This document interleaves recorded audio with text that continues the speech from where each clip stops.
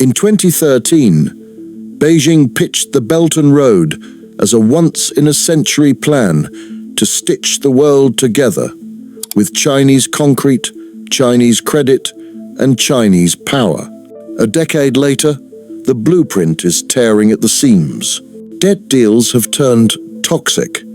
Projects are stalling from Kenya to Pakistan. Italy, Beijing's prestige G7 partner, walked away. And in a twist that almost no one predicted, the Middle East, flush with cash, is now the hottest Belt and Road region, while poorer countries that bought into the promises are stuck with bills they can't pay and railways they can't finish. Here's the uncomfortable number. By 2023 to 2024, many BRI borrowers were paying back far more to China than they were receiving in new funds. The spigot has tightened. Rescue rollovers buy time but solve nothing. And the initiative that was meant to cement China's influence is forcing Beijing into slow, painful debt workouts across the developing world. If this sounds like a China story, it isn't only that. It's a global story about who builds what, who gets stuck with the tab, and how supply chains, ports, and power grids get reordered when the easy money stops. Today, we're going to map the collapse, trace who is paying the price, and show you the single deciding factor that will separate countries that come out stronger from those that fall into strategic dependency. Let me show you exactly what I mean. I'm James Whitfield from Faultline Economics. While others chase headlines, we examine the systems that actually shape history, geography, demographics, and economic fundamentals. Today, we're analyzing China's Belt and Road in its second decade. This is strategic clarity in a complex world. The Belt and Road Initiative railways, ports, power plants, fiber, and pipelines promised fast-track development across more than 150 countries. The mechanism was simple. Chinese policy banks and state firms would provide finance, engineering, and execution.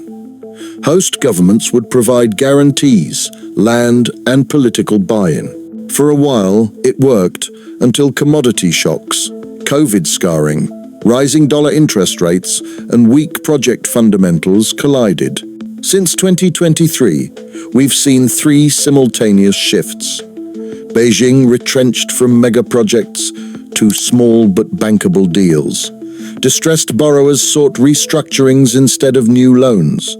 And Western-led alternatives re-entered the field, from the European Union's global gateway to the India-Middle East-Europe corridor. The result isn't just fewer projects, it's a strategic realignment. Factor 1. Debt dynamics flip the power balance. When the cash pipes reverse, when repayments exceed disbursements, the leverage changes hands. Many BRI borrowers are now in that exact position. Governments that once welcomed ribbon cuttings are seeking extensions, currency swaps, or haircuts they rarely get. Two consequences flow from this. First, China's lenders prioritize arrears management over new building, pushing rescue rollovers for larger clients while offering grace periods, not principal relief, to smaller ones. Second, political patience in debtor nations wears thin. Opposition parties campaign on opaque terms. Voters ask why power plants sit idle, and courts demand transparency. The initiative built influence through velocity. It's now bleeding goodwill through bureaucracy. Factor 2. Project viability. The engineering was easier than the economics. Ports, rails, and power plants are capital-intensive and slow to pay back. Many 2015 to 2019 project models assumed steady growth, cheap fuel, and low global rates. That world no longer exists. Case patterns repeat: cost overruns, revenue shortfalls, and tariff fights. Pakistan's energy deals locked in high capacity payments. Urban transit systems struggle with farebox math. and several African railways discovered that freight volumes couldn't cover hard currency debt service. Even where assets function technically, utilization lags politically. Local resistance in special economic zones, environmental pushback against dams, and national security worries in ports. The engineering could be delivered. Cash flows could not. Factor 3. Geography of retrenchment, from everywhere to selective and strategic. BRI version 1.0 was maximalist. BRI version 2.0 is selective.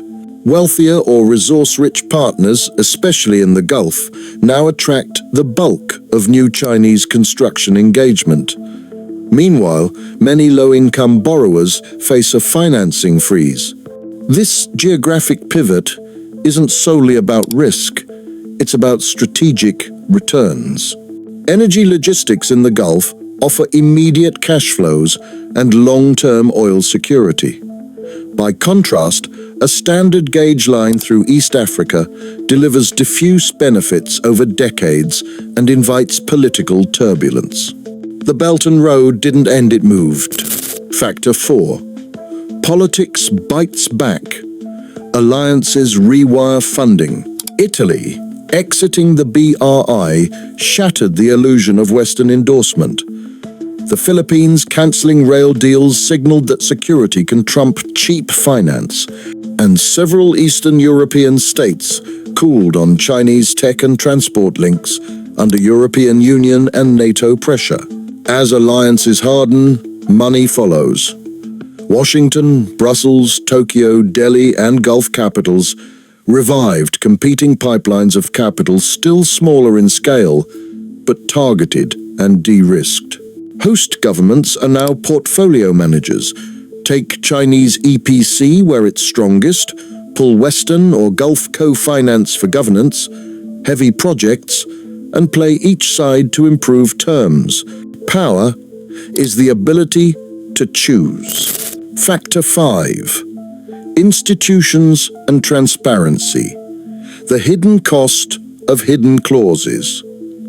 The early BRI years favored speed and bilateral discretion. The cleanup phase is forcing multilateralism. Creditor committees, IMF programs, and standardized comparability of treatment. That's slow, but it's healthier. Borrowers that strengthen public investment management, publish contracts, and adjust tariffs realistically will survive the transition. Those that cling to opaque side letters and election cycle pricing will not. The lesson is brutal but clear. Cheap credit is no substitute for credible institutions.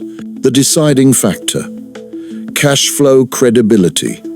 Can a country prove, on paper and in practice, that an asset will pay its own way without political backtracking? Markets will forgive delays. They won't forgive fantasy revenue. Nations that professionalize project selection and tariff policy will keep building. Those that don't will live with stranded concrete and foreign leverage. If you value this kind of system-level analysis beyond headlines, hit subscribe.